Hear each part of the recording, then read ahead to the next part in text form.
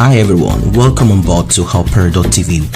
The indigenous people of Biafra, Ipob, on Wednesday threatened that should its detained leader, Nnamdi Kanu, fall in the hands of Nigeria, then Nigeria and our leaders will fall in the hands of Biafra. Nnamdi Kanu was brought into Nigeria using what is called extraordinary rendition. It was literally bundled off from Kenya, according to the report, using a woman who claimed she was going to invest a lot of money into the struggle. Upon meeting up with this woman, which was actually a ploy, he was bundled and kept somewhere, eventually was transported into Nigeria. He has been in the custody of the DSS, Department State Security, for a long time. In a statement by its spokesman, Ipob, the pro-Biafran group said it was disappointed in the United Nations, European Union, African Union, and ECOWAS for keeping silent whilst its leader continued to be detained for almost 2 years by the federal government. I'm sure this is an eye-opener to those who were fooled thinking that foreign organizations or bodies will help them put them on that map, Biafra. It is not possible. They thought that the United Nations and whatever nation was going to support them, was going to join forces with them. And I wondered why they will be so myopic, why they will be thinking in such a manner, which foreign country wants any African country to rise and which foreign country wants Africa to get it right.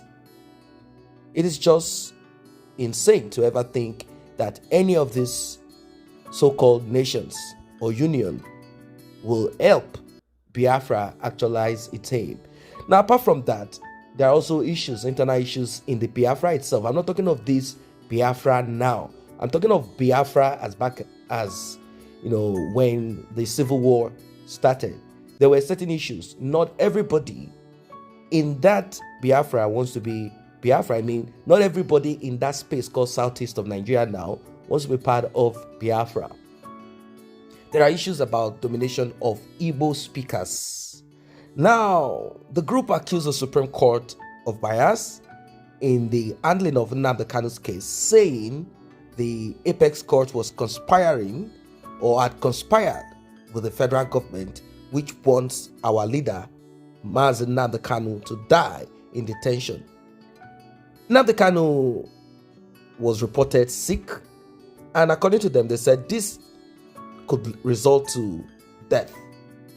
Now, there are people who have decided to jump on this. I'm going to read one or two few comments. The truth is this: there is no one that should be kept in custody in such a manner, regardless. According to the federal government, they said Nnamdi Kanu is trying to stoke up the fire of civil war, same as Ojukwu and many others. They said a lot of things. They said Nigeria will remain Nigeria. According to them, they said every time an Igbo man or anybody votes, you are simply saying we want to be together. So if you voted for Peter Obi, Labour Party, if you voted for Atiku, PDP, if you voted for Bola Ahmed Tinubu, APC, you are simply saying you agree to be one Nigeria. That is as simple as it can be. No more, no less. But a lot of people do not understand this interpretation of their action. They do not understand it at all. To them, it's like business as usual. Okay, let's support an Igbo man. Let's support a Yoruba man. You are simply saying one Nigeria every time you vote. People who do not want to be part of a country or a nation do not bother to vote. They do not bother to come out to campaign. If you were a supporter of Nnamdi Kanu and you really understand what Nnamdi Kanu stands for, and to you, if it is not tribal, if it is about progress, if it's about quality of life, if it's not about religion, then you will never have voted for Peter Obi. Now, some might say, do you know why we are clamoring for breakup of Nigeria? Well, the reason you are clamoring for breakup of Nigeria, either you are a Yoruba person, Igbo person, Efik, Ibibio, whatever tribe you belong to in the south. The reason you're clamoring is the same reason the same issue, the same problem, the same challenges all over Nigeria. The only difference is that some see it while some care less to see it. Some do not even know that these things exist. I'm talking about the criminality of the government. I'm talking about the lackadaisical attitude, nepotism. Oftentimes, I put everything in a box and I call it wickedness.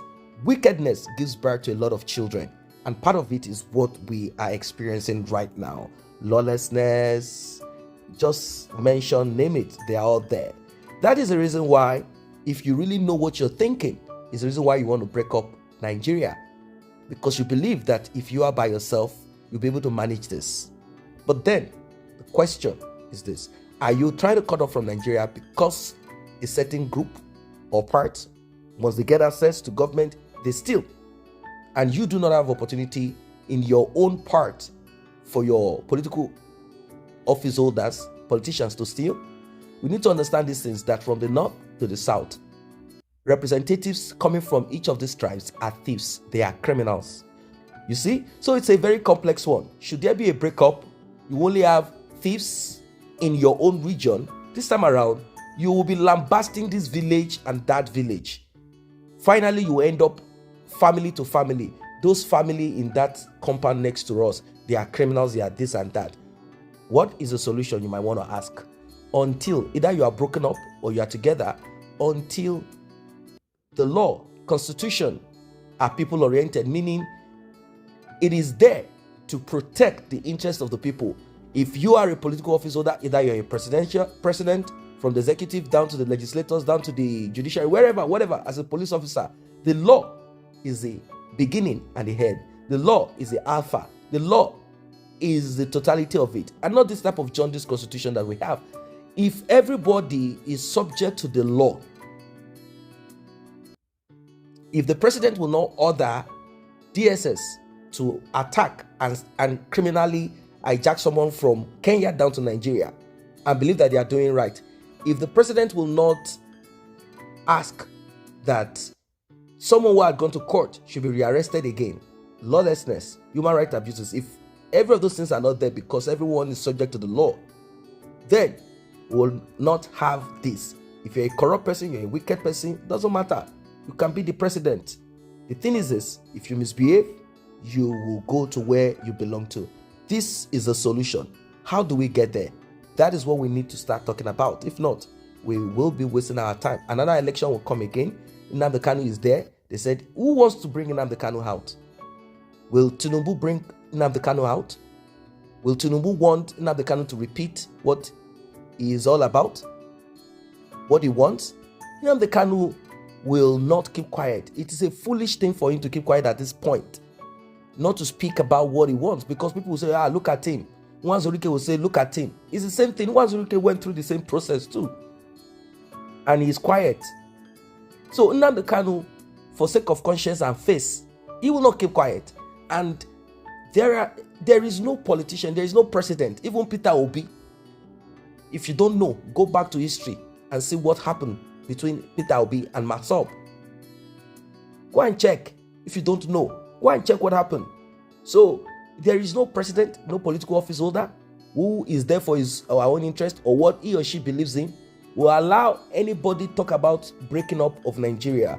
What is the solution? Very simple. Why can't they come up with a vote to break up or not? Break up. But then these people do not want this. If you break, they believe that it will make you less stronger. They want you to be together. This is the only way they can steal, kill, and destroy. This shows the complexity of it. So some people are saying when he was arrested and brought back to Nigeria, IPOB said they are going to bring down Nigeria in 3 days. Have you invaded Aso Rock? Have you brought down Nigeria? Na mouth, una get. Some have responded to this, and of course you know what it is. Some are saying that they should continue in their suffering and keep their mouth shut. Now, it is serious. It is serious. I think saying that if Nnamdi Kanu is not released, hell will break loose, fire will come. All of those things are not needed. That's the truth. There's nothing IPOB will do. Let's face the truth. There is nothing IPOB will do to the Nigerian government. Why am I saying this? When Biafra or Biafrans when they were who they were, not now that people are soft. People are soft. Let us be realistic. People don't mind to go to the desert, to go to Europe, go through the Mediterranean. They don't mind to die there rather than face the government in Nigeria. No. When people were people, when their mind was focused like we need to get this, they couldn't get themselves broken away from Nigeria. Is it now? Some might say, these people of today. Which people? Which people of today? Which people? Unless it becomes terrorism, like what we have in the north of Nigeria, where they will hurt themselves. It almost got it to that point in the southeast of Nigeria. And that does not mean that the Nigerian government cannot put an end to terrorism in the north of Nigeria. It is just not possible for IPOB to be stronger than the Nigerian government. That's the truth. It's not possible. That's the truth and reality of it. So, the solution is to be very tactical. You see, he that has brain and sense can overcome wickedness. That is what I'm trying to say in conclusion of everything. If you have sense, you can calculate, you can map your journey, you will bring down these wicked people, these evil people in power. And don't forget, there are people who are part of the Southeast, who are Igbos, who were there during the Civil War. They were not in Biafra land. They were in Lagos, living in Nigeria, the part of Nigeria, let's say, in that part where there is no war. And they were interested in it. Many of them have come on TV to speak. They are Igbos.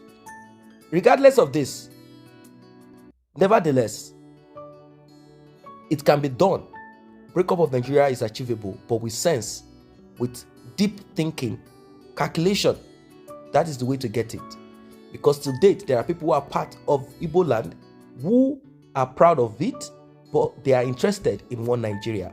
To them, one Nigeria is beneficial than breakup of Nigeria. What are your thoughts? These are rich people, big time rich people they are Igbos, rich people.